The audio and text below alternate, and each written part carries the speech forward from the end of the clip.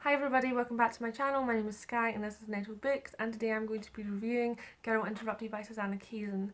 Now, I loved this movie when I was a bit younger, but I haven't seen it in years, but I recently saw Michael from Catalyst Reads review this book, and this kind of inspired me to pick up the book because I did love the movie and I haven't read it yet, and also I haven't actually read a memoir, if ever, and I'm really excited to let you know what I think. So in this book, Kaysens reflects on her time admitted into a mental hospital, and she also talks about her struggle with her diagnosis, which is BPD, I think, borderline personality disorder, and she also reflects on her time in the ward itself and the people who she meets there, and she also talks a bit about her recovery, which was interesting. The book is published 25 years after the events took place, which was in the late 60s. I personally am not sure how reliable a narrator Kaysens is, but she does touch on this in one chapter, and she does provide evidence in the form of her medical records, and some of these are printed out and you can read them in the book, which is, I think, was a really nice touch and really interesting. So this book specifically deals with a lot of thoughts on the diagnosing of mental illnesses and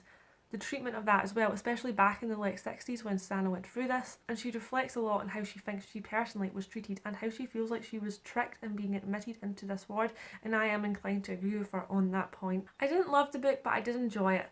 I would say that I think the pacing was very good, and I also think that the non-linear plotline was a very good choice for a book of this subject matter, and it prevented you from being too bogged down with a lot of the darker thoughts at first. The book was also very easy for me to consume. I actually read this very quickly, so not only is the book quite short, it's just under 170 pages, the chapters themselves are also very short. The cost of this though is that we don't spend too long lingering on one thought, even if it is an important thought. While it makes the book easier to read and easier to consume, and it makes it a bit more light-hearted rather than extremely dark and grim, I feel like sometimes this does cost us thinking more about some of these more important issues that might be more difficult to think about. And talking about the light-heartedness, I feel like Kaysens specifically injected a decent bit of humour into this book, because sometimes I felt like it was quite light-hearted, and I think that was a choice of hers to make the book easier to read and to appeal to a wider audience. I personally find it really disturbing to read a lot of really dark, grim things, so I might have not picked this up if it was going to be extremely grim, and because of the ease of reading, these important issues reach a wider audience, and I do think that's important. I really like Kaysens' portrayal of the ward she was in. I feel like it was really realistic and it wasn't glamorised like I know some books do, but I also feel like it kind of acted as an antagonist sometimes, and I did enjoy that reflection of the ward. I didn't actually find Susanna's character herself to be likeable, but I did think that Kaysens wasn't striving to be liked in this book. She was trying to be as transparent as she could and honest, and she just wanted to tell her story, so I do appreciate that. The most interesting part of this book for me is when Kaysens talks about psychiatrists and neurobiologists and how she thinks the two don't work together, and one profession treats the mind while the other treats the brain.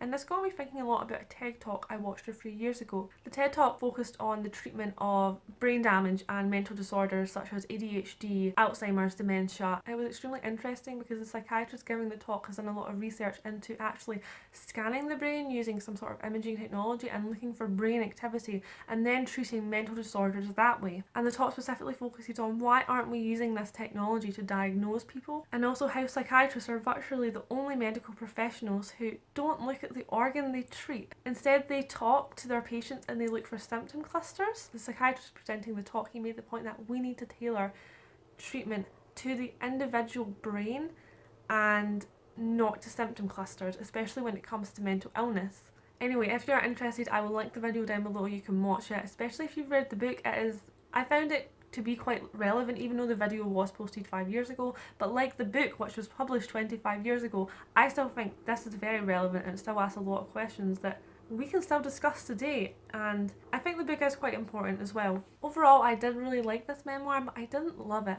I think the movie was stronger, more entertaining, but then I feel unfair in comparing them because I feel like the book deals a lot more with the issues and the questions of mental illness, the treatment, the diagnosis, the recovery, whereas I feel like the movie is much more entertaining. While it still does touch on those issues, I think the book does a better job of focusing on the issues. I will probably return to this book once I've read more memoirs and or know more about the subject matter, because I don't feel like I can give it a completely fair review right now because I'm really unversed in kind of memoirs and the subject matter, so I will probably return to it.